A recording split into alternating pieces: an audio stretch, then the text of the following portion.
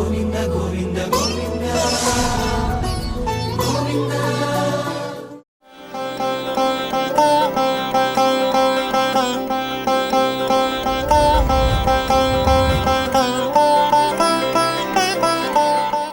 ఓం నమో వెంకటేశాయ. భక్తి భావ శిఖరం, తత్వవేద స్వరూపం, సామాజిక చైతన్య ప్రభాకరం, విశిష్టాద్వైత మూల బ్రహ్మం, బ్రహ్మసూత్రాలకి భాష్య ప్రదాత, ప్రస్తావనత్రయాలను ప్రజకు ప్రసాదించిన ఆధ్యాత్మిక జాగృతి, భగవత్ కైంకర్యాల సాంప్రదాయాల సృష్టికర్త, సర్వమానవ సమానత్వాన్ని చాటిన మానవతామూర్తి. అలా ఆనాడు సమతా మమతల్ని నేల నలచెరుగులా వ్యాపింపజేసిన విశ్వ చైతన్యమూర్తి అయిన భగవద్ రామానుజుల వారి తిరునక్షత్రం నేడు. పరమ పావనమైన ఈ రోజున కొలువు తీరారిక్కడ విజ్ఞులైన ఆచార్యులు, మాన్యులైన మహోన్నతులు ఆత్మీయతలుగా విచ్చేశారు. ఇక ప్రాజ్ఞులైన ఆచార్య శిరోమణి శ్రీ చక్రవర్తి రంగనాథన్ గారు అధ్యక్షులై ఉన్నారు. ఇక్కడ ఈ ఆచార్య గోష్ఠిని ముందుకు నడిపించవలసిందిగా అధ్యక్షుల వారిని కోరుతున్నాను. శ్రీవేంకటాద్రినిలయ కమలా కాముక పుమాన్ అభంగుర విభూతిర్న స్తరంగయతు మంగళం. సశంఖచక్ర లాంఛనస్య దూర్ధపుండ్ర మండిత సకంఠలగ్న సత్తుళస్య అనర్ఘపద్మమాలికః సితాంతరీయ సూత్తరీయ యజ్ఞసూత్రశోభితః మమావిరస్తు మానసే గురుస్స వెంకటేశ్వరః. యో నిత్యమచ్యుత పదాంబుజ యుగ్మరుక్మం వ్యామోహతః తదితరాణి తృణాయమేనే అస్మద్గురోః భగవతోస్య దయైక సింధోః రామానుజస్య చరణౌ శరణం ప్రపద్యే. సభకు నమస్కారములు. భగవద్ రామానుజాచార్యుల వారి యొక్క త్రినక్షత్ర మహోత్సవాన్ని పురస్కరించుకొని ఈనాడు శ్రీ వెంకటేశ్వర భక్తి ఛానల్ మూలంగా రామానుజాచార్యుల వారి యొక్క గ్రంథ ఆ పరిచయం విశేషంగా మనం చేసుకుంటున్నాం. భగవద్ రామానుజాచార్యుల వారు శ్రీ వెంకటాచలంలో విశేషంగా ఆ వెంకటేశ్వర స్వామికి చేసినటువంటి కైంకర్యం, అలాగే 3 సార్లు ఈ తిరుమల యాత్ర చేయడం, ఇవి అన్నీ కూడా మనకందరికీ కూడా చాలా విదితమే. రామానుజాచార్యుల వారు అవతరించి దాదాపు 1008 సంవత్సరములు అవుతున్నాయి. 1017వ సంవత్సరం, ఆ సంవత్సరం పింగళినామ సంవత్సరంలో గురువారం తమిళ చైత్ర నెల ఆర్ద్రా నక్షత్రంలో శుక్లపక్ష పంచమి నాడు భగవద్ రామానుజాచార్యుల వారు అవతరించారు అని మనకు చరిత్ర చెప్తుంది. శ్రీపెరంబూదూర్ అనే దివ్యక్షేత్రంలో వీరి యొక్క అవతారం జరిగినది. వారు చేసినటువంటి కైంకర్యమంతా కూడా అమోఘం. అలాగే ఈనాడు కలియుగ ప్రత్యక్ష దైవం, కామితార్థప్రదుడు, అఖిలాండకోటి బ్రహ్మాండ నాయకుడు, అవాప్త సమస్తకాముడు, ఆర్తత్రాణ పరాయణుడు, అడుగడుగు దండాలు వాడు, ఆనంద నిలయ నివాసి అయినటువంటి శ్రీ వెంకటేశ్వర స్వామి అవిచ్ఛిన్నంగా తన యొక్క ఆరాధనంతా కూడా జరిపించుకుంటున్నాడంటే దానికి ప్రధానమైనటువంటి కారణభూతులు భగవద్ రామానుజాచార్యుల వారు. ఈ వ్యవస్థను సువ్యవస్థితం చేసినటువంటి మహనీయులు ఈ శ్రీభాష్యకారులు కనుక వారి యొక్క త్రినక్షత్ర మహోత్సవంలో ఈనాడు మనకు ఆత్మీయ అతిథిగా, ముఖ్య అతిథిగా విచ్చేసినటువంటి వారు ఇక్కడ విశేషంగా తిరుమల నంబివారి వంశీయులు. తిరుమల అంటేనే తిరుమల నంబివారు గుర్తుకొస్తారు. ఈ తిరుమల యొక్క ప్రథమ పౌరుడిగా ప్రసిద్ధిగాంచినటువంటి వారు తిరుమల నంబి వారు. అటువంటి తిరుమల నంబి వంశీయులు విశేషంగా 60 సంవత్సరముల పాటు తిరుమల నంబి వంశీయులు చేసిన కైంకర్యాన్ని వీరు ఈనాడు నిర్వర్తిస్తూ ఉన్నారు. ఈనాడు విచ్చేసినటువంటి మహనీయులు తిరుమల కుమార తోళప్ప ముకుంద తాతాచార్య స్వామివారు. వారు రావడం మనకందరికీ కూడా ముదావహం. ఈనాడు వారిని ఒక 2 మాటలు మాట్లాడమని మనం వారిని ప్రార్థిస్తున్నాం. సభకు నమస్కారం. సాక్షాత్తు భగవంతునికి తీర్థపుష్ప, మంత్రపుష్ప, వేదపారాయణములు కైంకర్యం చేస్తున్నటువంటి ఈ తిరుమల నంబికి సాక్షాత్తు మేనలుడే ఈ రామానుజుల వారు. కాంతిమతి మరియు కేశవ సోమయాజి దంపతులకు ఈ రామానుజుల వారు సుపుత్రుడు. తీర్థ కైంకర్యము పుష్ప కైంకర్యము చేస్తున్నటువంటి తిరుమల నంబికి ఒకరోజు శ్రీపెరంబదూరు నుంచి వార్త వచ్చినది. కాంతిమతి గారికి సుపుత్రుడు జన్మించినాడని. మేనమామకు ఆనందానికి హద్దులే లేవు. సాక్షాత్తు తీర్థ కైంకర్యము పుష్ప కైంకర్యములు అన్నీ ముగించుకొని మేనల్లుడిని చూసేదానికి శ్రీపెరంబదూరుకు చేరుకుంటారు. అక్కడ శ్రీ రామానుజుల వారిని చూసి చాలా చాలా సంతోషపడి శ్రీరామునికి లక్ష్మణుడు ఎట్లా కైంకర్యం చేసినాడో ఆ లక్ష్మణుని వల్లే ఈయనకి కనబడినాడు కాబట్టి ఇళయ ఆళ్వారని నామకరణం చేసి చాలా చాలా సంతోషపడి ఆయనను వృద్ధిలోకి తెచ్చినవారు శ్రీ తిరుమల నంబి. సాక్షాత్తు రామానుజుల వారికి తిరుమల తిరుపతి నందు 18 సార్లు రామాయణ రహస్యాలను బోధించి ఆయనకు పరిపూర్ణమైన కటాక్షమును ఇచ్చినటువంటి మహనీయుడు ఈ తిరుమల నంబి. కంచి వరదరాజస్వామి పైన కూడా అమితమైనటువంటి ప్రేమ. ఈ కంచి వరదరాజస్వామిని ఆయన చాలా చాలా స్తుతించి ఆయన దగ్గర కూడా చాలా చాలా కైంకర్యాలు చేస్తున్నారు. ఇక్కడ మన ముఖ్య అతిథి గారు చక్కటి విషయాన్ని తెలియజేశారు. ఈనాడు మనకందరికీ కూడా విశేషమైనటువంటి రామానుజాచార్యుల వారి యొక్క గ్రంథాన్ని పరిచయం చేయడానికి విచ్చేసినటువంటి పండితులు శ్రీమాన్ కేటీవీ రాఘవన్ గారు. రామానుజుల వారి యొక్క గ్రంథం మొత్తం 9 అని మనం చెప్పుకుంటున్నాం. నవరత్నాల వలె నవగ్రంథాలు. అందులో వేదార్థ సంగ్రహం, వేదాంత దీపం, వేదాంత సారం, శ్రీభాష్యం, గీతాభాష్యం, శ్రీరంగ గద్యం, శరణాగతి గద్యం, శ్రీవైకుంఠ గద్యం, నిత్య గ్రంథం, ఇలా 9 గ్రంథాలని ఆనాడు రామానుజాచార్యుల వారు రచించారు. అటువంటి మహనీయుల యొక్క ఆ గ్రంథ వైభవాన్ని మనం తెలుసుకునేటువంటి ప్రయత్నం చేద్దాం. స్వామి, వేదార్థ సంగ్రహం అనేటువంటి గ్రంథాన్ని భగవద్ రామానుజాచార్యులు ఎలా రచించారు? ఆ గ్రంథ స్వరూపాన్ని ఒక్కసారి వివరించండి. వేదార్థ సంగ్రహము అనేటువంటిది చాలా విశిష్టమైనటువంటి గ్రంథం. శ్రీ వైష్ణవ సంప్రదాయానికి సిద్ధాంతానికి కూడా మూలాధారమైనటువంటి గ్రంథం. భగవద్ రామానుజుల చేత మనకు అనుగ్రహించబడినటువంటి విశేషమైనటువంటి గ్రంథం. వేదము యొక్క అర్థాలను భాష్య రూపంలో మరలా రాయాల్సినటువంటి అవసరం లేకుండా భగవద్ రామానుజుల వారు సంక్షిప్తముగా మనకి ఇచ్చినటువంటి గ్రంథం. ఎటువంటి పరిస్థితులలో భగవద్ రామానుజుల వారు ఈ గ్రంథాన్ని మనకి ఉపదేశించారు అనే విషయాన్ని తెలుసుకోవాలి. భగవద్ రామానుజుల వారు తిరుమల విచ్చేసినప్పుడు తిరుమలలో శ్రీనివాసునికి ఎదురుగా కూర్చొని ఉపన్యాస రూపముగా చెప్పినటువంటి గ్రంథమే వేదార్థ సంగ్రహం. అటువంటి వేదార్థ సంగ్రహంలో మొట్టమొదటగా భగవద్ రామానుజుల వారు చెప్పినటువంటి శ్లోకం మంగళాచరణ శ్లోకము అంటాం. అశేష చిదచిద్వస్తు శేషిణే శేషసాయినే నిర్మలానంత కళ్యాణ నిధయే విష్ణవే నమః. ఇందులో శ్రీనివాసుని విష్ణువుగా చెప్పడం అనేటువంటిది జరుగుతుంది. అలాగే వేదాంతానికి సిద్ధాంతానికి సంబంధించినటువంటి విషయాలను చెప్పే మరొక గ్రంథం శ్రీభాష్యం.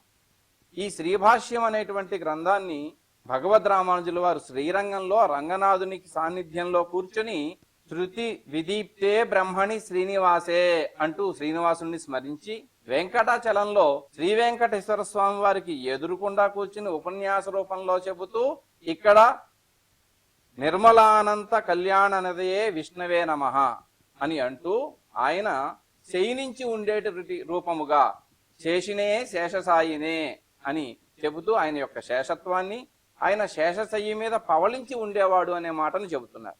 దీనిని బట్టి ఏమర్థమవుతోంది అంటే తిరుమలలో ఉండి శ్రీరంగనాథుణ్ణి, శ్రీరంగంలో ఉండి తిరువెంకటాచలాధిపతిని స్మరించడం అనేటువంటిది మొట్టమొదట చేశారు. అక్కడ తిరుమలలో ఉన్నటువంటి వెంకటేశ్వర స్వామి వారికి, శ్రీరంగంలో వేంచేసి ఉన్నటువంటి రంగనాథుడికి కూడా ఎటువంటి భేదం లేదని నిరూపిస్తూ ఇక్కడ పరబ్రహ్మ స్వరూపాన్ని చెప్తున్నారు. వేదో అఖిలో ధర్మమూలం వేదైశ్చ సర్వైః అహమేవ వేద్యః అనేటువంటి ప్రమాణాలను పరిపూర్ణంగా విశ్వసించినటువంటి భగవద్ రామానుజుల వారు పూర్వ ఉత్తర భాగాలలో ఉండే వేద మంత్రాలలో పరస్పర వైరుధ్యం ఏర్పడుతోంది అని చెప్తూ ఉంటుంటే వాటికి వైరుధ్యం లేదు, వైవిధ్యమే ఉంది అని సమన్వయం చేస్తూ నిరూపించినటువంటి గ్రంథమే వేదార్థ సంగ్రహము అనేటువంటిది. ఈ గ్రంథంలో పరమాత్మ యొక్క స్వరూపము, జీవాత్మ యొక్క స్వరూపము, భక్తి యొక్క స్వరూపము, ఏ విధంగా భగవంతుణ్ణి పొందాలి జీవాత్మ అనేటువంటి లక్షణాలను చెబుతూ యతోవా ఇమాని భూతాని జాయంతే ఏన జాతాని జీవంతి యత్ ప్రయింత్యభిసంవిశంతి తత్ విజిజ్ఞాస్వ బ్రహ్మేతి. ఇదే బ్రహ్మ యొక్క స్వరూపమని వేదము చెప్పినట్లుగా వేదార్థాలలో ఉండేటువంటి అర్థాలను ఒక వాక్యము పలానా వాళ్ళు పరతత్వం అంటే ఇంకొక వాక్యం ఇంకొకళ్ళ పరతత్వం అని చెప్పుకుంటూ పోతే అపహాస్యం అయిపోతుంది వేద సాహిత్యం. అందువలన వేద సాహిత్యంలో సంహితల నుండి ఉపనిషత్తుల వరకు ఉండేటువంటి అన్ని వాక్యాలను కూడా సమగ్రంగా ఏర్చి కూర్చి ఒకదానితో ఒకటికి సమన్వయ అర్థాన్ని కలిగింపచేసేలాగా ఉపదేశించారు. వేద భాష్యం మరలా రాయాల్సిన అవసరం లేకుండా అన్ని సంప్రదాయాలకు ఒక సమన్వయాన్ని ఏర్పాటు చేశారు భగవద్ రామానుజుల వారు. ఇది మనకు వారు చేసినటువంటి గొప్ప ఉపకారం. ఈ సందర్భంలో వారిని మనం స్మరించుకోవడం, ఆ గ్రంథంలో ఉండే విషయాలు తెలుసుకోవడం మన భాగ్యంగా భావిస్తూ గురువు గారికి నేను వందనాలు సమర్పించుకుంటున్నాను. భగవద్ రామానుజాచార్యుల వారి చేత రచించబడినటువంటి వేదార్థ సంగ్రహం యొక్క స్వరూప వైభవాన్ని మనకు తెలియజేశారు. శ్రీరంగనాథునికి శ్రీవేంకటనాథునికి ఉన్నటువంటి ఆ సంబంధాన్ని చాలా చక్కగా తెలియజేశారు కేటీవీ రాఘవన్ గారు. అయ్యా మీకు ధన్యవాదాలు. తరువాత శ్రీభాష్యం అనేటువంటి గ్రంథం భగవద్ రామానుజుల వారి యొక్క అత్యద్భుతమైనటువంటి గ్రంథం. ఆ గ్రంథం గురించి ఈనాడు మనకు తెలియజేయడానికి పాలధన్వి జగన్నాథాచార్యుల వారు పిచ్చేశారు. వారికి నమస్కారం. నమస్కారం అండి. శ్రీభాష్యం అంటే ఏంటి? వేదార్థ సంగ్రహం లాగే ఇది కూడా ఒక వేదాంత గ్రంథానికి, వేదాంతానికి ఒక వ్యాఖ్యానం. వేదవ్యాస మహర్షి రచించిన ఉపనిషత్ సారాంశాన్ని ఒక సూత్రాల సమూహంగా ఉండటమే బ్రహ్మసూత్రాలు. ఆ బ్రహ్మసూత్రాలు దానికి ధ్యానం చేయడం చాలా కష్టమండి. మనము గురుముఖంగా ఆచార్యుల దగ్గర అది నేర్చుకుంటేనే మనకు వస్తుందండి, లేకపోతే ఆ ఫలం పొందదు. అందుకని బాదరాయణ వృత్తి అనుసారంగా శ్రీభాష్యం వ్యాఖ్యానం చేయాలని చెప్పి కశ్మీర్ వెళ్ళారండి. అక్కడ వెళ్ళి గ్రంథాన్ని పరిశీలించి సరస్వతీ పీఠంలో ఉంచి సాక్షాత్ సరస్వతీదేవి దగ్గర నుంచి అనుగ్రహం పొందిన గ్రంథం అండి. అందుకనే దీనికి శ్రీభాష్యం అని పేరు కలిగిందండి. సాక్షాత్ సరస్వతి అభిషిక్త చేసింది కాబట్టి దీనికి శ్రీభాష్యం అనే పేరు. ఏదన్నా గ్రంథం చేసేటప్పుడు మనం మంగళ శ్లోకం అనేది మొదటిగా చెప్పాలండి. శ్రీభాష్యంలో మొట్టమొదటిగా మంగళ శ్లోకం ఉంది. ఆ మంగళ శ్లోకం ఏంటంటే, అఖిల భువన జన్మ స్థేమ భంగాది లీలే వినత వివిధ భూత వ్రాత రక్షైక దీక్షే శృతి శిరసి విదీప్తే బ్రహ్మణి శ్రీనివాసే భవతు మమ పరస్మిన్ షేముషి భక్తి రూప. అఖిల భువనం అంటే ఏమండి? జగత్ అండి. అఖిల భువనాల సృష్టి, అఖిల భువనాల స్థితి, అఖిల భువనాల లయం, ఇది మూడు పరమాత్ముడి లీలలే అని చెప్తున్నారు. వినత వివిధ భూత వ్రాత రక్షైక దీక్షే అని ఉంది. పరమాత్ముడికి ఒకే దీక్ష అండి. ఆయన దగ్గర ఎవరు ఆశ్రితంగా ఉంటారో ఆయనని రక్షించడం, అది ఆయనకి ఒకే వ్రతం అండి. శృతి శిరసి విదీప్తే బ్రహ్మణి శ్రీనివాసే అని. శృతి అంటే వేదములు, శృతి శిరస్సు అంటే ఉపనిషత్తులండి. శృతి శిరస్సు ఉపనిషత్తులో ప్రతిపాద్యుడైన శ్రీమన్నారాయణుడు దిగర అని భవతు మమ పరస్మిన్ షేముషి భక్తి రూప. పరమాత్ముడు జ్ఞానం కలిగితే మాత్రం చాలదండి. ఆ జ్ఞానం భక్తిగా పరివర్తనం అవ్వాలండి. ఆ పరివర్తనం అయ్యి నేను ఈ గ్రంథం చేసి అందరికీ పరమాత్ముడే పరతత్వం, పరమాత్ముడే పరబ్రహ్మ అని చెప్పడానికి ఈ శ్రీభాష్యం అనే గ్రంథం ఆయన రచించారు. మంగళ శ్లోకంలో ఆ పరమాత్ముడు ఎవరు అంటే బ్రహ్మణి శ్రీనివాసే అని చెప్తున్నారు. అంటే బ్రహ్మణి పరమాత్ముడు అయిన శ్రీనివాసుడు దగ్గర నేను నా భక్తిని ధరించి ఆయన దగ్గర నేను నమస్కారాత్మకమైన మంగళం చేస్తున్నాను, ఎందుకంటే ఆయనే మోక్షం ఇస్తారు అని దీనికి అర్థం అండి. శ్రీభాష్యం ఎలా ఉంటుందంటే మొత్తం 545 బ్రహ్మసూత్రాలండి. దీనికి వ్యాఖ్యానం ఇవ్వాలి. ఎంత పెద్దదంటే మొత్తం 4 అధ్యాయాలు ఉన్నాయి. ఒక్కొక్క అధ్యాయంలో 4 పాదాలు ఉన్నాయి. మొత్తం 16 పాదాలు. ఇవన్నీ కలిపి 156 అధికరణాలు ఉన్నాయండి. ఒక్కొక్క అధ్యాయం ఒక్కొక్కటి చెప్తుంది. మొదటి అధ్యాయం సమన్వయాధ్యాయం అని. ఆ సమన్వయాధ్యాయం ఏం చెప్తుందంటే శ్రీమన్నారాయణుడే పరతత్వం, శ్రీమన్నారాయణుడే పరబ్రహ్మ అని ఎలా వేదాల్లో కూడా యతోవా ఇమాని భూతాని జాయంతే అని ఉంది. సత్యం జ్ఞానం అనంతం బ్రహ్మ, నారాయణ పరం బ్రహ్మ, నారాయణుడే పరతత్వం అని చెప్తుంది. ఇప్పుడు 4 అధ్యాయాలు ఉంటుందని చెప్పాను కదా. మొదటి అధ్యాయం సమన్వయాధ్యాయం, రెండో అధ్యాయం అవిరోధాధ్యాయం. ఈ అవిరోధాధ్యాయంలో అన్ని మతాల్లో ఉండే పరబ్రహ్మ ఈ శ్రీమన్నారాయణుడే అని చెప్తే ఎక్కడా విరుద్ధత్వం లేదు. మూడో అధ్యాయం సాధనాధ్యాయం. సాధనాధ్యాయంలో మోక్షం పొందేడానికి మార్గం ఏమిటి? భక్తి మార్గం అని మనకు తెలుసు, గీతలో చెప్పారు. శరణాగతి మార్గం అని ఒకటి ఉంది. దేవుడిని నిధిధ్యాసనం చేసి ధ్యానం చేసి ఇలా చేస్తే ఇది శరణాగతి మార్గంలో మోక్షం పొందగలము. 4వ అధ్యాయం వచ్చి ఫలాధ్యాయం.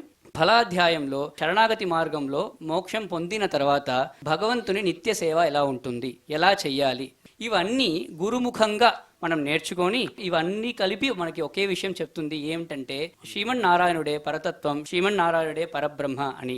మనకి ఇక్కడ భాగ్యం ఏమంటే మన అఖిలాండ కోటి బ్రహ్మాండ నాయకుడైన కలియుగ ప్రత్యక్ష దేవుడైన మన శ్రీ వెంకటేశ్వర స్వామి మన నిత్యం ఆయన్ని భక్తి రూపంలో మన భక్తిని ఆయనకు చూపించుకుంటూ ఆయనని మనం ధ్యానం చేయాలని కోరుకుంటానండి. ఓం నమో వెంకటేశాయ.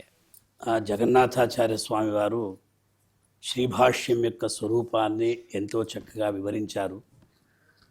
అంటే వ్యాస భగవానులు సమస్త వేదసారాన్నంతా కూడా సూత్ర రూపంగా మనకు అందించారు.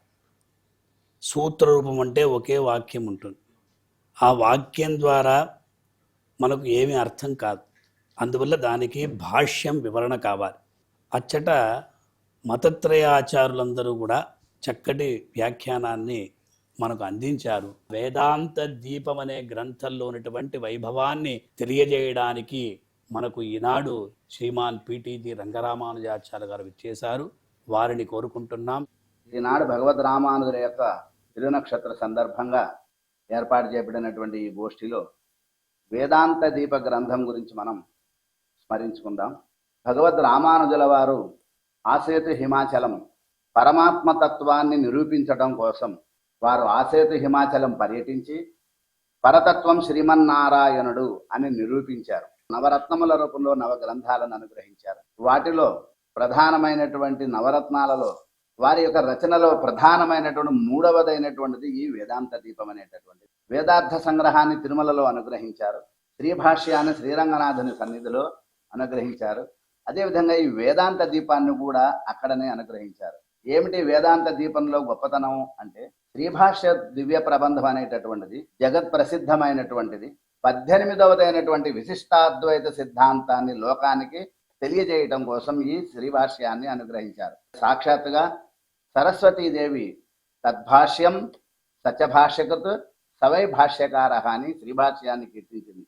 అటువంటి శ్రీభాష్యం అనేటటువంటిది ఎంతో విస్తృతమైనది అవటం చేత సామాన్యంగా సంస్కృత జ్ఞానాన్ని తెలిసినటువంటి వాళ్ళకి ఈ సిద్ధాంత రహస్యాలు తెలియవు కాబట్టి అందులో దాన్ని అతి సంక్షిప్తం చేస్తూ సూత్రము, అదేవిధంగా సూత్రార్థము, పూర్వపక్షము, అదేవిధంగా సిద్ధాంత రూపంలో చాలా లఘువుగా చేసినటువంటి గ్రంథమే ఈ వేదాంత దీపం అనేటటువంటి గ్రంథం. అనంతకోటి బ్రహ్మాండ నాయకుడు ఎవరు, ఆది మధ్యాంతరహితుడు ఎవరు, స్వామి ఎవరని నిరూపించడం కోసం ఈ వేదాంత దీపాన్ని చక్కగా వారు అనుగ్రహించారు. గరుడవాహన పండితులు అనేటటువంటి మహానుభావులు భగవద్ రామానుజుల కాలంలో ఉండేవారు.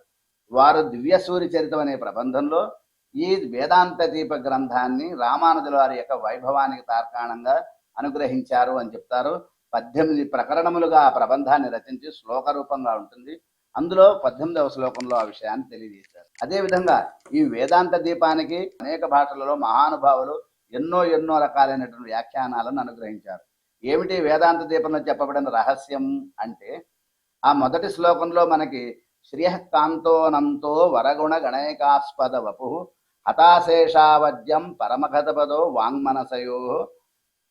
అదేవిధంగా ఆ స్వామి యొక్క వైభవాన్ని తెలియజేస్తూ అభూమిర్భూమిర్యో నచదదుసాం ఆది పురుషో మనస్తత్పాదాబ్జే పరిచరణ సక్తం భవతు మే అని ఆ మంగళ శ్లోకంలో అనంతకోటి బ్రహ్మాండ నాయకుడు అనంత కళ్యాణ గుణరహితుడు హేయ గుణరహితుడు అనేటటువంటి ఆ వైభవం ఆ స్వామిని కనుక ఆశ్రయించినట్లయితే మే మనః పరిచరణ సక్తం భవతు. కాబట్టి భగవానుని యొక్క శ్రీచరణాలను ఆశ్రయించాలి అనే రహస్యం వేదాంత దీపంలో మనకి తెలియజేసింది అన్నారు.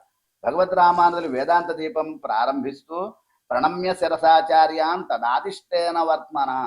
నేను నా స్వయంగా రాయటం లేదు, ఇది పూర్వాచార్యుల యొక్క అనుగ్రహంతో వారి ఆదేశంతోనే ఇందులో ఉండే విషయాలను తెలియజేస్తున్నాను అని తెలియజేస్తూ బ్రహ్మసూత్ర పదాంతస్థ వేదాంతార్థ ప్రకాశ్యతే.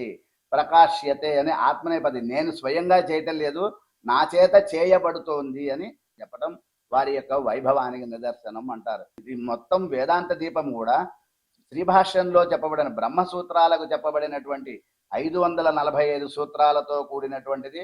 అదేవిధంగా 156 అధికరణాలు, 16 పాదములు, 4 అధ్యాయములతో కూడిన దివ్య ప్రబంధాన్ని చక్కగా అతి సంక్షిప్తంగా అతి సరళంగా సూత్రం, సూత్రార్థము, అదేవిధంగా పూర్వపక్షం, అదేవిధంగా సిద్ధాంతం, ఘటక శృతుల చేత భగవానుని యొక్క వైభవాన్ని తెలియజేసినటువంటి అతి అపూర్వమైనటువంటి గ్రంథం ఈ వేదాంత దీపం అనేటటువంటి గ్రంథం. ఈ గ్రంథం యొక్క వైభవాన్ని మనం స్వామివారి యొక్క ఈ దివ్య తిరునక్షత్రం నాడు మనం స్మరించుకునే అవకాశాన్ని ఇచ్చినటువంటి ఆచార్యులకు ధన్యవాదాలు తెలియజేస్తాను. ఆ వేదాంత దీపమనే ఆ గ్రంథం యొక్క వైభవాన్ని చాలా చక్కగా తెలియజేశారు. జ్ఞానమనే వెలుగును ప్రసాదించేదే ఈ వేదాంత దీపం అనే ఒక విషయాన్ని తమరు చాలా చక్కగా తెలియజేశారండి. తమకి ధన్యవాదాలు. భగవంతుని యొక్క స్వరూప గుణ విభవాలు ఏవైతే ఉన్నాయో అవి అన్నీ కూడా మనకు సులభంగా మన నోటికి కూడా రావాలి అని ప్రజలు కోరుకుంటారు, భక్తులు కోరుకుంటారు, ఆశ్రితులు కోరుకుంటారు. శరణాగతి తత్వాన్ని అప్పటికప్పుడే వారు తెలియజేశారు. ఆ శరణాగతి గద్య ఏదైతే ఉందో ఆ గద్యాన్ని హృదయంగా పాడమని ఈనాడు కుమారి హరిప్రియ ఆవిడ చక్కగా చదువుకుంటూ ఉన్నది. అదే ప్రకారంగా ఈ సిద్ధాంతాలలో అలాగే భక్తి మార్గంలో విశేషం ఉత్సాహాన్ని చూపెడుతుంది కనుక పాడవని అందరితో కోరుకుంటున్నాం. వందే వేదాంత కర్పూర చామీకరకరండకం రామానుజార్యమార్యాణాం చూడామణిమహర్నిశం. ఓం భగవన్నారాయణాభిమతానురూప స్వరూపరూపగుణ విభవైశ్వర్య శీలాద్యనవధికాతిశయ అసంఖ్యేయ కళ్యాణ గుణగణాం పద్మవనాలయాం భగవతీం శ్రియం దేవీం నిత్యానపాయినీం నిరవద్యాం దేవదేవ దివ్యమహిషీం అఖిల జగన్మాతరం అస్మన్మాతరం అశరణ్యశరణ్యాం అనన్యశరణః శరణమహం ప్రపద్యే. పారమార్థిక భగవచ్చరణారవిందయుగళైకాంతికాత్యంతిక పరభక్తి పరజ్ఞాన పరమభక్తికృత పరిపూర్ణానవరత నిత్య విశదతమానన్య ప్రయోజనానవధికాతిశయ ప్రియ భగవదనుభవ జనితానవధికాతిశయ ప్రీతికారితాశేషావస్థోచితాశేష శేషతైకరతిరూప నిత్య కైంకర్య ప్రాప్త్యపేక్షయా పారమార్థికీ భగవచ్చరణారవింద శరణాగతిర్యథావస్థిత అవిరత అస్తు మే అస్తు తే తయైవ సర్వం సంపత్స్యతే. అఖిల హేయ ప్రత్యనీక కళ్యాణైకతానస్వేతర సమస్త వస్తు విలక్షణానంత జ్ఞానానందైక స్వరూప స్వాభిమతానురూపైక రూపాచింత్య దివ్యాద్భుత నిత్య నిరవద్య నిరతిశయౌజ్వల్య సౌందర్య సౌగంధ్య సౌకుమార్య లావణ్య యౌవనాద్యనంత గుణనిధి దివ్య రూప స్వాభావికానవధికాతిశయ ज्ञानबलैश्वर्य वीर्यशक्तितेजःसौशील्यवात्सल्यमार्दवार्जव सौहार्दसाम्यकारुण्य माधुर्य गाम्भीर्यौदार्य चातुर्यस्थैर्य धैर्य शौर्य पराक्रम सत्यकामा सत्यसङ्कल्प कृतित्व कृतज्ञताद्य संख्येय कल्याण गुणगणौघ महार्णव स्वोचित विविध विचित्रानन्ताश्चर्य नित्य निरवध्य निरतिशय सुगन्ध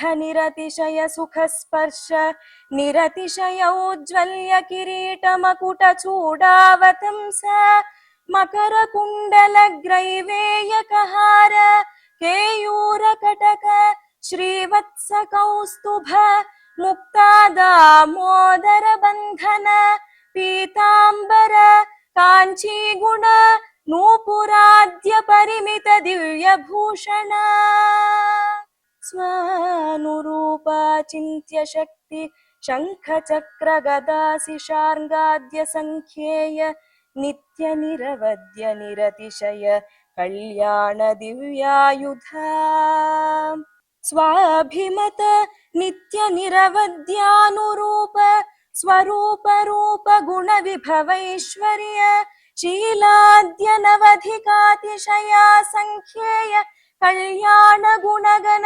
श्रीवल्लभा एवं भूत भूमि नीलानायक स्वच्छन्दानुवर्ति स्वरूप स्थिति प्रवृत्ति भेदाशेष शेषतैकरति रूप नित्य निरवध्य निरतिशय ज्ञान क्रियैश्वर्याद्यनन्त कल्याण गुणगण शेष शेषासन गरुड प्रमुख नाना विधानन्त परिजन परिचारिका परिचरित चरणयुगल परमयोगी वाङ्मनसा परिच्छेद्य स्वरूप स्वभाव स्वाभिमत विविध विचित्रानन्त भोग्य भोगोपकरण भोगस्थान समृद्धानन्ताश्चर्यानन्त महाविभवानन्त परिमाण नित्य निरवध्य निरतिशय श्री వైకుంఠనాథ. అత్యద్భుతంగా ఆ శరణాగతి గద్యను మనకు పాడి వినిపించింది. గద్యం కవీనాం నికషం వదంతి అన్నారు. అంటే పద్యకావ్యాన్ని సులభంగా రాయచ్చట, గద్యకావ్యాన్ని అంత సులభంగా రాయలేరు. భగవద్గీత భాష్యం, ఆ భాష్య వైభవాన్ని వివరించడానికై మనకు ఈనాడు ఇచ్చేసినటువంటి వారు నల్లాన్ చక్రవర్తి సుధన్వన్ గారు. వారు పిహెచ్డి చేస్తున్నారు. గీతా భాష్యం యొక్క వైభవాన్ని తమరు తెలియజేయాలని ప్రార్థిస్తున్నాం. సభకు నమస్కారం. వాస్తవంగా ఈ లోకంలో 4 గకారాలను పవిత్రంగా చెప్తారు. వాటిలో గీత, గంగా, గోవింద, గో అని 4 గకారాలను పవిత్రంగా చెప్తారు. వాటిలో ఈ గీత గురించి మనం తెలుసుకుందాము. ఈ భగవద్గీత అనే గ్రంథం సాక్షాత్తు ఆ శ్రీకృష్ణుడి యొక్క ముఖారవిందం నుంచి మనకి దొరికినది. ఈ భగవద్గీతను 3 వ్యుత్పత్తులతో చెప్తారు. మొదటిగా భగవతా గీత అంటారు. భగవతా గీత అంటే సాక్షాత్తు ఆ భగవంతుడే ఈ గీతని పాడినదాకా. రెండవది భగవత గీత అంటే శ్రీయపతి అయిన శ్రీమన్ నారాయణుని యొక్క స్వరూప రూప గుణ విభవాలన్నీ కూడా ఈ గ్రంథంలో చెప్పబడింది కాబట్టి శ్రీమన్ నారాయణుడికి సంబంధించిన ఒక గ్రంథం కాబట్టి ఇది భగవత గీత అని కూడా చెప్తారు. ఇది షష్ఠీ విభక్తిలో చెప్తారు. మూడవది భగవతీ గీత.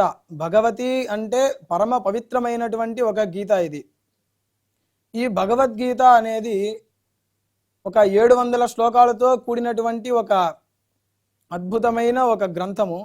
ఈ 700 శ్లోకాలు కూడా 18 అధ్యాయాలుగా విభజించి ఉంది. ఈ 18 అధ్యాయాలు కూడా త్రిషట్కంగా విభజించి ఉంది. ఈ గ్రంథావతారానికి కారణం ఏమిటి అంటే కురుక్షేత్ర యుద్ధ సందర్భంలో అక్కడ అర్జునుడికి సారథిగా ఉన్నటువంటి ఆ శ్రీకృష్ణుడు యుద్ధ ప్రారంభానికి శంఖం పూరించినప్పుడు అర్జునుడు శ్రీకృష్ణుడి దగ్గర చెప్తాడు, ఇట్లా నేను యుద్ధం చెయ్యలేను, నా దాయాదులతో నేను యుద్ధం చెయ్యలేను అని చెప్పి తన యొక్క అస్త్రాలని అన్నీ విడిచిపెట్టి కృష్ణుడి దగ్గర శరణాగతి చేశాడు. అప్పుడు అర్జునుడు ధర్మం ఏమిటి అధర్మం ఏమిటి ఏం తెలియక ఉన్నప్పుడు శ్రీకృష్ణుడు అర్జునుడికి తన యొక్క విశ్వరూపాన్ని చూపించి ఈ గీతోపదేశం చేశాడు. ఈ భగవద్గీతను ఆధారంగా తీసుకుని రామానుజాచార్యులు వారు గీతాభాష్యం అని ఒక అద్భుతమైన ఒక గ్రంథాన్ని మనకి తెలియజేశారు. రామానుజాచార్యులు వారు రచించిన 9 నవగ్రంథాలలో కూడా ఈ భగవద్గీత గ్రంథానికి ఒక ప్రాముఖ్యం ఉంది. రామానుజాచార్యులు వారు ఈ గ్రంథ ప్రారంభమప్పుడు మంగళ శ్లోకంగా యత్పదాంభోరుహధ్యానం విధ్వస్తాశేష కల్మషః వస్తుతాముపయాతోహం యామునేయం నమామితం అని తన యొక్క మానసిక గురువైనటువంటి యామునాచార్యుని వారిని స్తోత్రిస్తూ ఈ గ్రంథ ప్రారంభం చేశారు.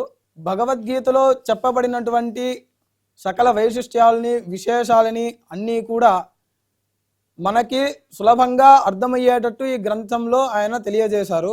ఈ భగవద్గీత గ్రంథం ధర్మక్షేత్రే కురుక్షేత్రే సమవేత యుయుత్సవ మామకా పాండవాశ్చేవ కిమకుర్వత సంజయ అని ప్రారంభించి చర్మశ్లోకంగా సర్వధర్మాన్ పరిత్యజ్య మామేకం శరణం వ్రజ అహంత్వా సర్వపాపేభ్యో మోక్షయిష్యామి మా శుచః అని సాక్షాత్తు ఆ శ్రీకృష్ణుడే అన్నిటినీ వదిలేసి నన్ను శరణాగతి చెయ్యి, నేను నీకు మోక్షం కలిగిస్తాను అని ఈ తత్వాన్ని కూడా మనకి రామానుజాచార్యులు వారు అక్కడ ఇంకా వివరణంగా గీతాభాష్యంలో తెలియజేశారు.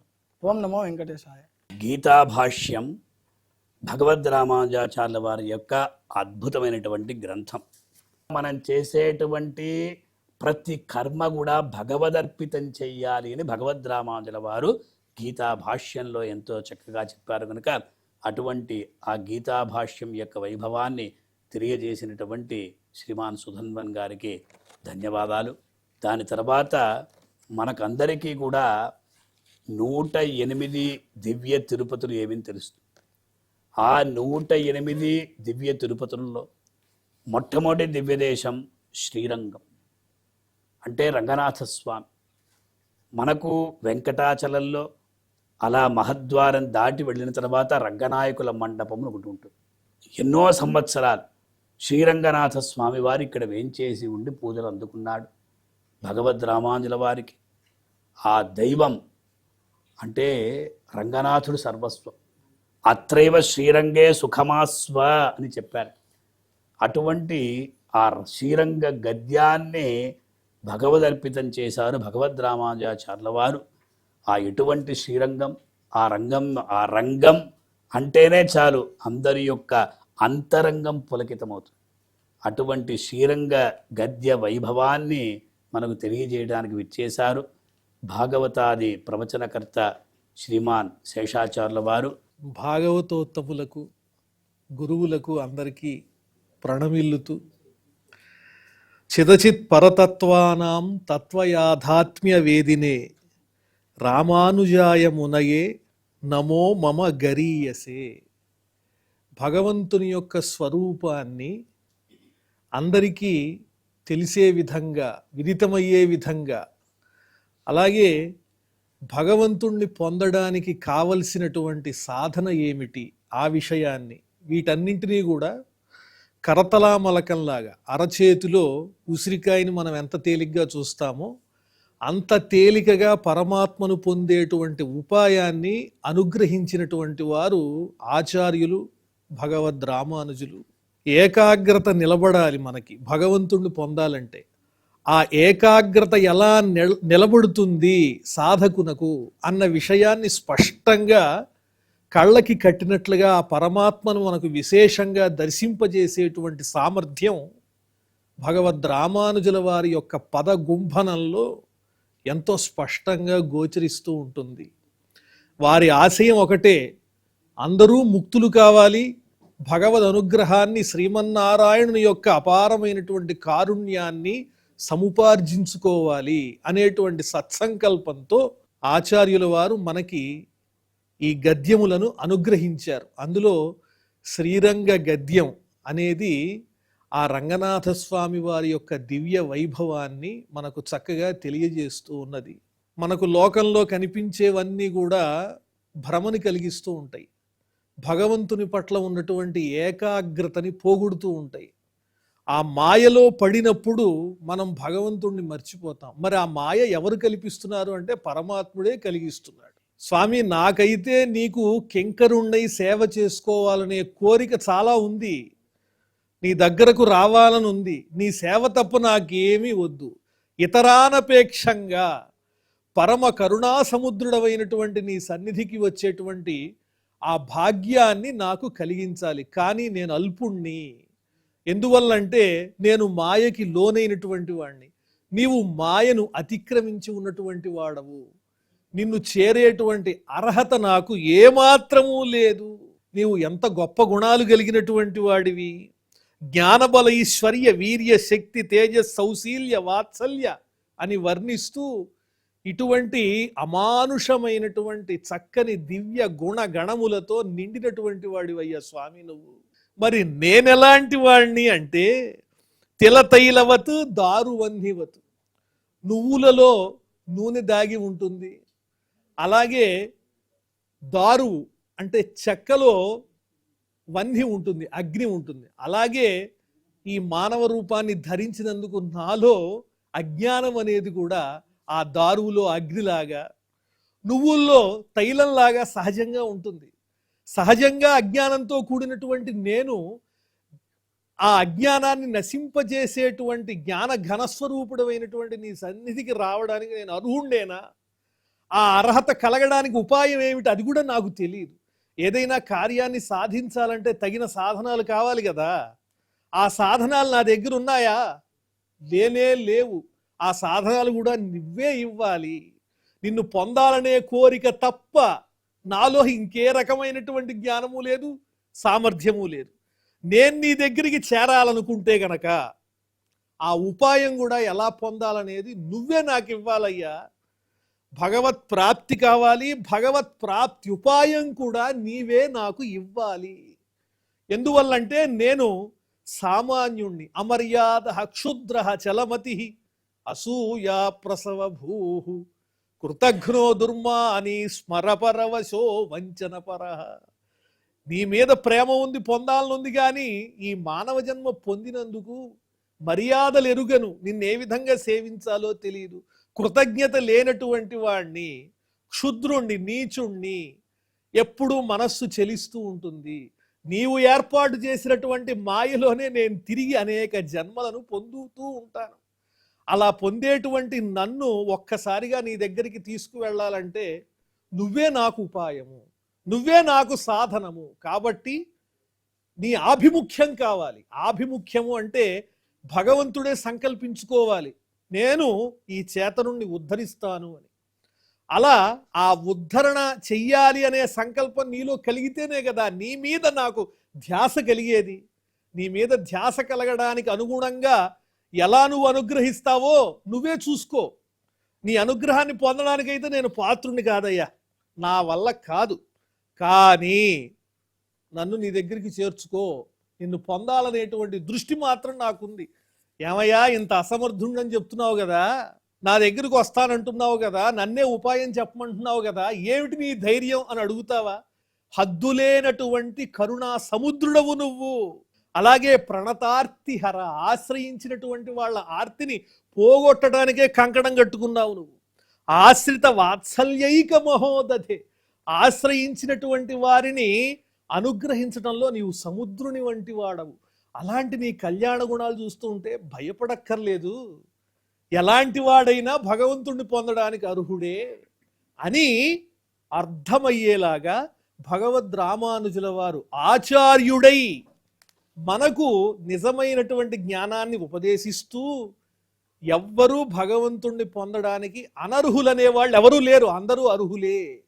కాబట్టి ఈ రకంగా మీరు తెలుసుకుంటే, ప్రపత్తి చేస్తే, నువ్వు తప్ప నాకు వేరే దిక్కు లేదు అని ఆ పరమాత్మ పాదాలు పట్టుకుంటే చాలు, ఇంకా ఏ అర్హత లేదు. అలాంటి గుణములు కలిగినటువంటి వాణ్ణి పరమాత్ముడు అనుగ్రహించి తీరుతాడు. ఇంకా ఏ రకమైనటువంటి విజ్ఞానములు అవసరం లేదు. కపటం లేని, కాలుష్యం లేని, స్వచ్ఛమైనటువంటి భక్తి ఏదైతే ఉందో అదే ఆ రంగనాథునికి కావలసినటువంటి ప్రధానమైనటువంటి గుణము. అది మీ దగ్గర ఉందా? అలా ఉంటే చాలు, మీరంతా ఆ పరమాత్మని పొందుతారు, ఇందులో సందేహం లేదు అని ఎంతో అనుగ్రహ విశేషంతో భగవద్ రామానుజుల వారు మనకు ఆ రంగనాథుని యొక్క దివ్యమైనటువంటి సౌహార్దాన్ని, కారుణ్యాన్ని తెలియజేస్తూ సర్వకాల సర్వావస్థలలో ఎప్పుడైనా కూడా భగవంతుణ్ణి ఎట్టి పరిస్థితుల్లోనూ పొందుతామని నమ్మకం కలిగించి తప్పనిసరిగా భగవంతుణ్ణి పొందడంలో ఉత్తీర్ణతను కలిగించేటువంటి ఉపాయం ఏది అంటే ప్రపత్తి అనేటువంటి ఉపాయమే. అయ్యా, నేననేదేమీ లేదు, అంతా నువ్వే ఉపాయం, నువ్వే నా ప్రాప్తి, నాలో నిన్ను పొందాలనే కోరిక తప్ప ఏమీ లేదు, గట్టిగా నీ పాదాలు పట్టుకున్నాను, అనుగ్రహించంటే చాలు. ఆ వాత్సల్యైక జలధైనటువంటి స్వామి, ఆ రంగనాథుడు మన అనుగ్రహిస్తాడు అన్న విషయాన్ని ఈ శ్రీరంగ గద్యంలో ఎంతో సుస్పష్టంగా మనోహరమైనటువంటి గద్య రూపంలో మనకు అందించారు భగవద్ రామానుజులు. ఇటువంటి అవకాశాన్ని ఇచ్చినటువంటి పెద్దలకు ధన్యవాదాలు చెప్పుకుంటూ ఓం నమో వెంకటేశాయ. శ్రీమాన్ శేషాచార్యుల వారు ఎంతో చక్కగా విశ్లేషించారు. శ్రీరంగ గద్యంలో ఉన్నటువంటి విషయ వైభవాన్ని కళ్ళకు కట్టినట్లు మనకు వారు ఈనాడు వివరించారు. సర్వధర్మాన్ పరిత్యజ్య మాం ఏకం శరణం వ్రజ అహం త్వా సర్వపాపేభ్య మోక్షయిష్యామి మా శుచః అన్నప్పుడు భగవద్ రామానుజుల వారి ఏకమంటే కేవల నారాయణుడు కాదు, శ్రీమన్నారాయణుడు, లక్ష్మీ విశిష్టమైన నారాయణ్ణి ఆశ్రయించాలని చెప్పారు. కనుక ఇటువంటి అద్భుతమైనటువంటి ఆ తత్వార్థాన్ని మనకు ఎంతో చక్కగా తెలియజేసినటువంటి శేషాచార్యుల వారికి ధన్యవాదాలు తెలుపుకుంటూ, తరువాత గద్యత్రయం, ఆ గద్యత్రయంలో శరణాగతి గద్యం, అలాగే శ్రీరంగ గద్యమైనది శ్రీవైకుంఠ గద్యమని మరొక గద్యం. ఏ ప్రకారంగా ఆ గద్యలో వైకుంఠ మార్గాన్ని భగవద్ రామానుజుల వారు తెలియజేశారు అనేటువంటి విషయాన్ని ఈనాడు మనకందరికీ కూడా తెలియజేయడానికే విచ్చేసినటువంటి శ్రీమతి డాక్టర్ కాదంబిని గారు. శ్రీ గురుభ్యో నమః. గురువుగారు సెలవు ఇచ్చినట్టుగా భగవద్ రామానుజులు మనకు అనుగ్రహించిన గద్య త్రయంలో చివరిది శ్రీవైకుంఠ గద్య. ఈ గద్యాన్ని వివరించడానికి ముందు స్వాచార్యులైన భగవద్ యామునులను సేవించి ఈ గద్యం యొక్క ప్రధాన లక్ష్యంను వివరిస్తూ, యామునార్యులు ఒక అమృతమైన మహాసాగరమని, ఆ సాగరాన్ని మథించి భక్తియోగమనే అనర్ఘ మహారత్నాన్ని వెలికితీసి దర్శింపజేస్తాను అని అంటున్నారు రామానుజాచార్యుల వారు. ఈ శ్రీవైకుంఠ గద్యలో 6 చూర్ణికలున్నాయి. చూర్ణిక అంటే ఒక విశిష్టమైన అర్థంతో కూడిన వాక్యం అని చెప్పవచ్చు. భగవంతుని కళ్యాణ గుణగణములను వర్ణించి ఆ స్వామి శ్రీచరణములపై శరణాగతి చేయమని ఆదేశించారు స్వామివారు. 3వ చూర్ణికలో అప్రాకృతమై వైకుంఠమని పిలువబడే భగవద్ దివ్యధామం ఎక్కడ ఎలా ఉంటుందో భగవద్ రామానుజులు ధ్యానయోగం ద్వారా వారు దర్శించి మనకి కళ్ళకి కట్టినట్టుగా చూపిస్తున్నారు.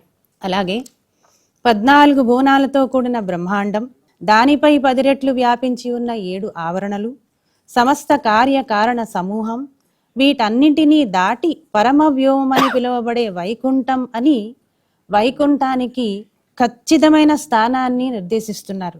అంతటి అందంగా ఉన్న వైకుంఠంలో మధ్యలో దివ్య పుష్ప సముదాయములతో ఆశ్చర్యాన్ని గొలిపే దివ్య యోగ పర్యంకంపై అనంతుడని పిలువబడే మహాసర్పం మీద లక్ష్మీదేవితో ఆసీనుడై ఉన్నాడట శ్రీమన్నారాయణుడు. ఆ శ్రీలక్ష్మి శ్రీవైకుంఠంతో పాటు విశ్వాన్నంతా తన కాంతితో నింపుతోందట. ఆదిశేషాది భృత్య వర్గాన్ని భగవంతుని ఆయా సేవలలో నియమిస్తూ ఉందట. రూప గుణశీలములలోనూ శ్రీహరికి తగిన ఇల్లాలు. అటువంటి లక్ష్మీదేవితో స్వామి శేష పర్యంకంపై కూర్చొని ఉన్నాడట.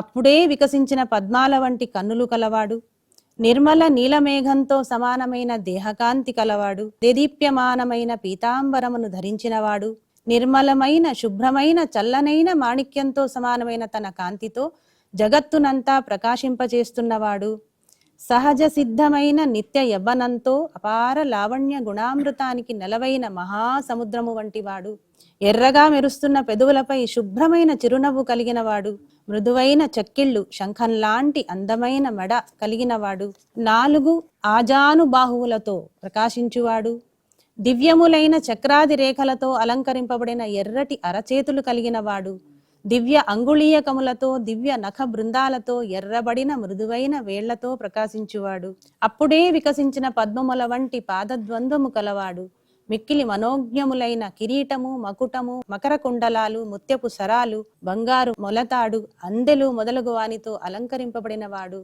వైజయంతి అనే వనమాలతో ప్రకాశించువాడు, శంఖ చక్ర గదా ఖడ్గ శాంగములే దివ్యాయుధములచే సేవింపబడువాడు, దివ్య కోమలమైన తన చూపు చేత ప్రపంచాన్నంతటినీ ఆనందింపచేస్తూ విరాజిల్లుతున్నాడు అని స్వామి సౌందర్యాన్ని కళ్లకు కట్టినట్టు చూపించారు భగవద్ రామానుజులు.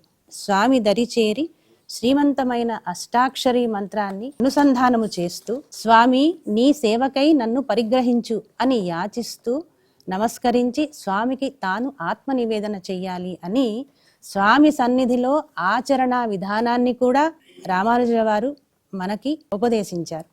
ఇలా ఈ గద్యలో వైకుంఠం యొక్క సౌందర్యాన్ని, అక్కడ వారికి కలిగిన అనుభూతిని మనకి దర్శింపచేస్తూ మనల్ని ఈ గద్య ద్వారా అనుగ్రహించారు రామానుజుల వారు. ఈ అవకాశాన్ని నాకు ఇచ్చిన గురువు గారికి, పెద్దలకి ధన్యవాదాలు సమర్పిస్తూ విరమిస్తున్నారు. శ్రీవైకుంఠ గద్యం భగవద్ రామానుజుల వారు ఈ భూలోకంలో ఉండియే శ్రీవైకుంఠానికి మార్గాన్ని చూపెట్టారు.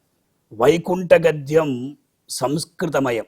ఆ సంస్కృత భాషలో ఉన్నటువంటి గద్యాన్ని ఎంతో చక్కగా సరళమైనటువంటి అందమైనటువంటి తెలుగు భాషలో మనకు వీరు వివరించారు. ప్రతిరోజు కూడా మనం వైకుంఠాధిపతిని ఈనాడు ఎక్కడ దర్శించుకుంటున్నామంటే శ్రీ వెంకటేశ్వర స్వామిగా. మాయావి పరమానందం త్యక్వా వైకుంఠముత్తమం స్వామి పుష్కరిణీ తీరే రమయా సహమోదతే అన్న రీతిగా ఆ వైకుంఠనాథుణ్ణి మనం వాస్తవంగా దర్శించుకోలేకపోయినా కూడా ఆ వైకుంఠనాథుడే ఈనాడు వెంకటనాథుడిగా మనకు దర్శన భాగ్యాన్ని కలిగిస్తున్నాడు. తరువాత చాలా విశిష్టమైనటువంటి గ్రంథం ఒకటి ఉంది.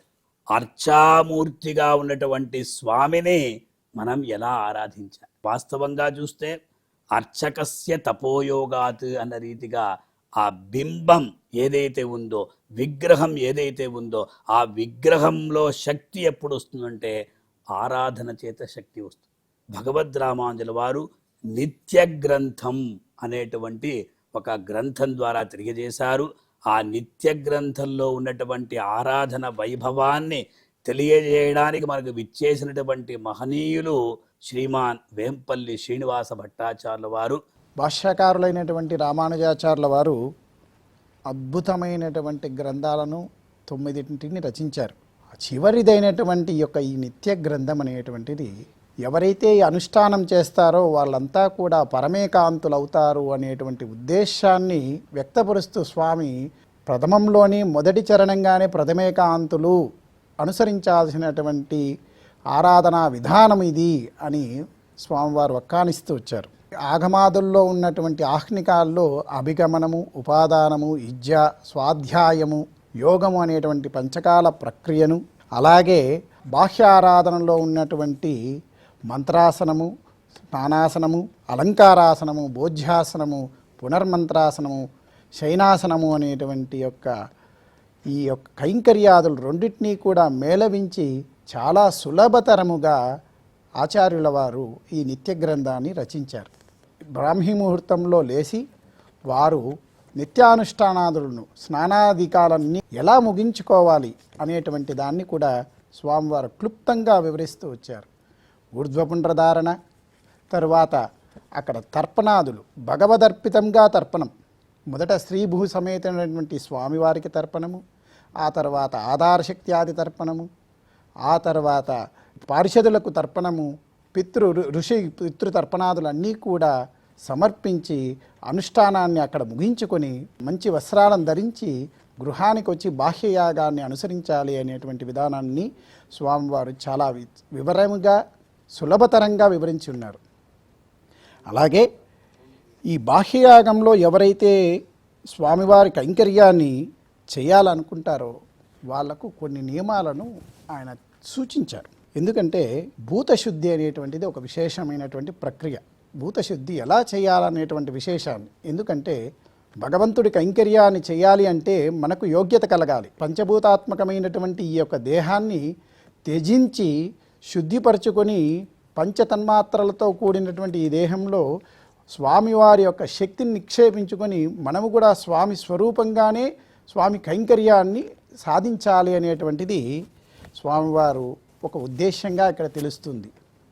అలాగే ద్రవ్యాలను కూడా ఏ ద్రవ్యమైతే మనము స్వామి ఆరాధన కోసము సమర్పించబోతున్నామో ఆ ద్రవ్యాన్ని శుద్ధిపరచుకోవాలి, దాన్ని యోగ్యత కలిగించాలి అనేటువంటి దాన్ని స్వామివారు శుద్ధి విషయంలో, ద్రవ్యశుద్ధి విషయంలో విశదీకరించి ఉన్నారు.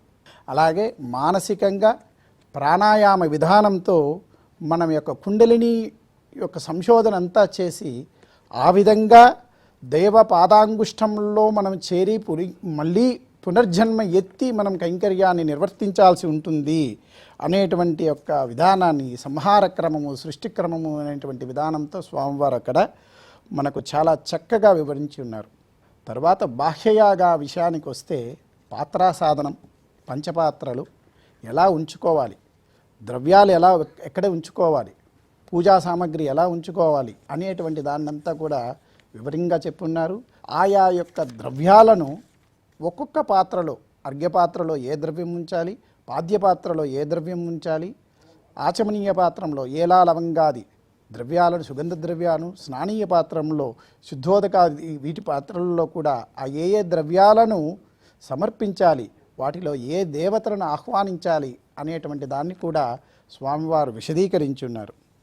తర్వాత అక్కడ వేంచేసినటువంటి స్వామివారిని పూజించడానికి ముందు వారి యొక్క పాదపీఠాది పూజలు, ఆధార శక్తులను పూజించడము, వైకుంఠాది దివ్యలోకములను పూజించడము, రత్న మండపాదులను పూజించడము, అలాగే పద్మము వరకు ధ్యానించి ఆ పద్మం చుట్టూ ఉన్నటువంటి స్వామికి పరిచారకులైనటువంటి చామర గ్రాహిణులను కూడా వాళ్ళని ధ్యానించి గంధ పుష్పాదులతో పూజించాలి అనేటువంటి దాన్ని ఒక పద్ధతిని అక్కడ స్వామివారు విశదీకరించి ఉన్నారు.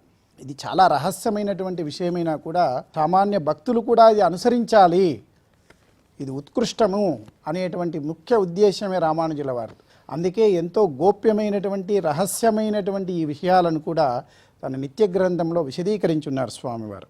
అలాగే స్వామిని ఏ రూపంతో మనం ధ్యానించాలి, ఆహ్వానించాలి, స్వాగతించాలి, ప్రార్థించాలి అనేటువంటి విషయాలను కూడా స్వామివారు సాన్నిధ్యాన్ని ఎలా ప్రార్థించాలి అనే దాన్ని కూడా వివరించి ఉన్నారు.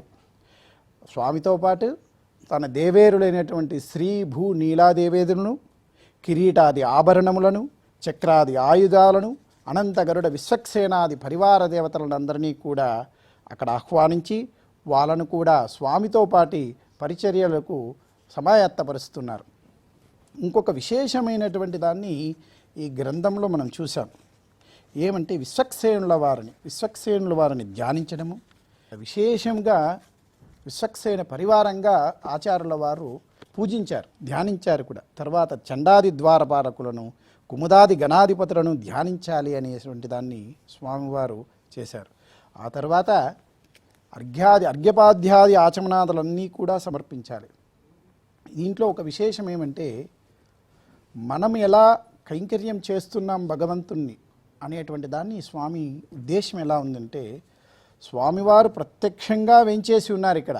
ఆయన తిరుమేనితోని స్వామివారు వెంచేసి ఉన్నారు. వారికి రాజోపచారాలు, దేవోపచారాలన్నీ మనం చేయవలసి ఉంటుంది.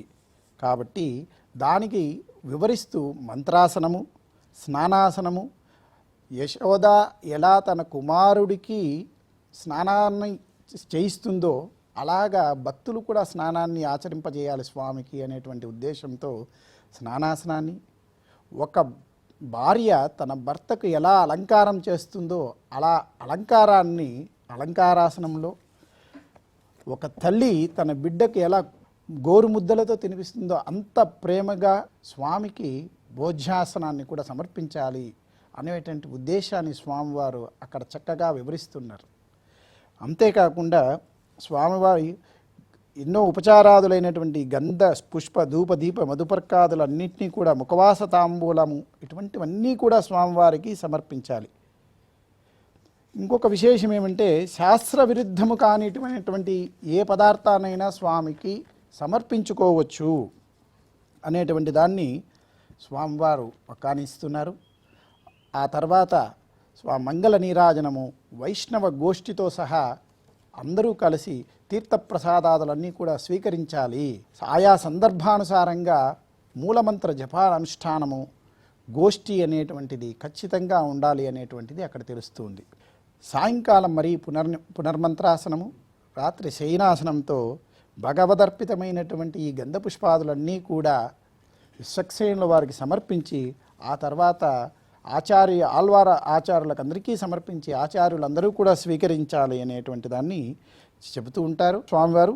అలాగే సాష్టాంగ ప్రమాణం ఆచరించి శరణాగతి చేయాలి అనేటువంటి దాన్ని మనకు చెబుతూ ప్రతి ఒక్కరూ అనుష్ఠించాల్సినటువంటి ఈ గ్రంథాన్ని పరమేకాంతులకు మాత్రమే కాదు అందరికీ ఉపయోగపడుతుంది అనేటువంటి ఉద్దేశంతో స్వామివారు ఈ నిత్య గ్రంథాన్ని రచించారు.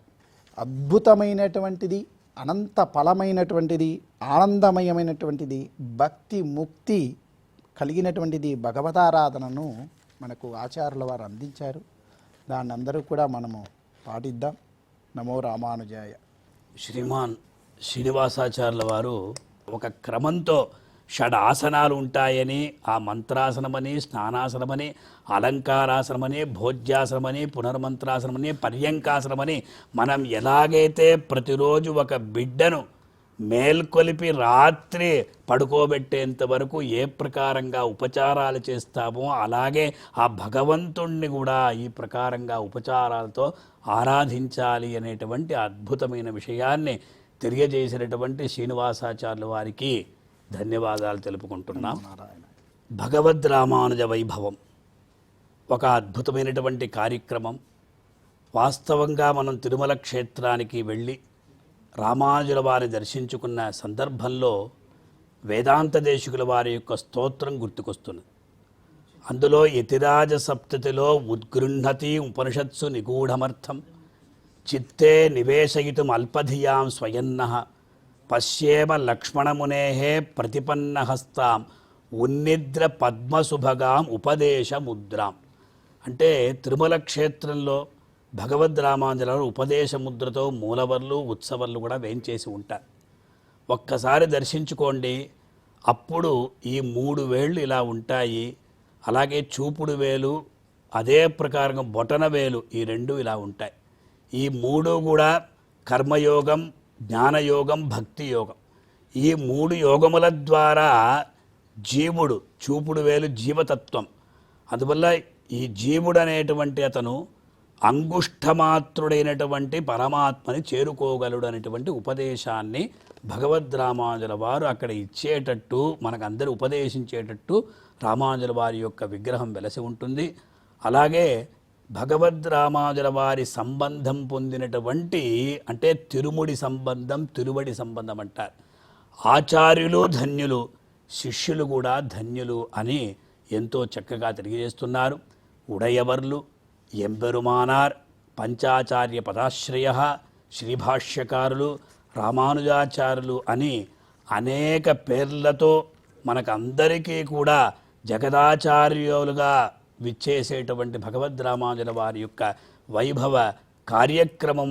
ఈ కార్యక్రమంలో విశేషంగా ముఖ్య అతిథిగా, ఆత్మీయ అతిథిగా పాల్గొన్నటువంటి తిరుమల భగవద్ రామానుజ వారి యొక్క శరీర సంబంధాన్ని పొందినటువంటి తిరుమల నంబి వారి వంశీయులైనటువంటి ముకుంద తాతాచార్య స్వామికి, అలాగే ఎంతో ఉత్తమంగా వారి యొక్క శక్తి మేరకు భగవద్ రామానుజుల వారి యొక్క గ్రంథ వైభవాన్ని తెలియజేసినటువంటి ఈ పండితులకు అందరికీ కూడా విశేషమైన ధన్యవాదాలు.